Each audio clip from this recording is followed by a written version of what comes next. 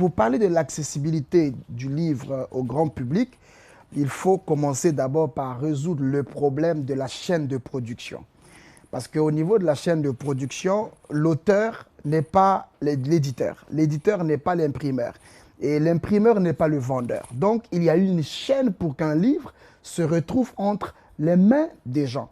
À côté de ça, l'État doit mettre en place une chaîne de production, parce qu'il y a des imprimeries nationales qui existent dans certains pays où on peut produire le livre à bas prix. Il faut d'abord commencer par le coût de la production. Quand le coût de la production est abordable, ben, il faut miser sur le transport. Et aussi, certains pays doivent exonérer le livre. Quand le livre passe par la douane et qu'on doit payer la douane, voulez-vous qu'on achète le livre à combien? Donc, au niveau de la chaîne de la production du livre, il y a la volonté des auteurs. Oui, ils écrivent, ils ont la plume.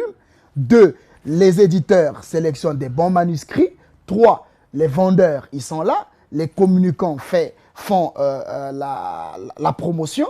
Mais à côté, si l'État ne réunit pas les conditions pour que le livre soit accessible, au niveau de la douane, il y aura un problème. Au niveau des imprimeries, il y aura un problème. Donc, bref, tout le monde doit se mettre autour du livre. Celui qui est l'État doit penser que je dois contribuer pour l'avancement du livre. Celui qui est investisseur doit savoir que l'investissement, ce n'est pas que dans le manger, ce n'est pas que dans le transport, mais aussi investir en créant des unités des industries du livre. Et à côté de ça aussi, les promoteurs culturels doivent de plus en plus s'élever, les institutions. En fait, c'est un combat commun parce que le livre est le premier professeur le plus disponible qui puisse exister.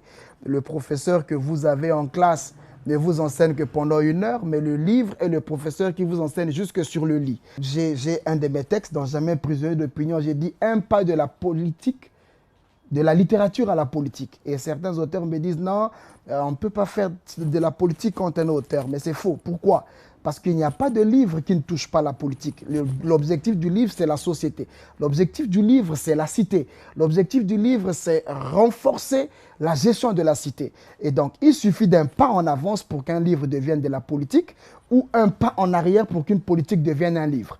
C'est pour cela que les auteurs finissent écrivains, plutôt politiciens, et les politiciens finissent écrivains. Donc, c'est un combat politique et culturel. C'est un mariage, on ne peut pas les dissocier, sinon ça ne marchera jamais.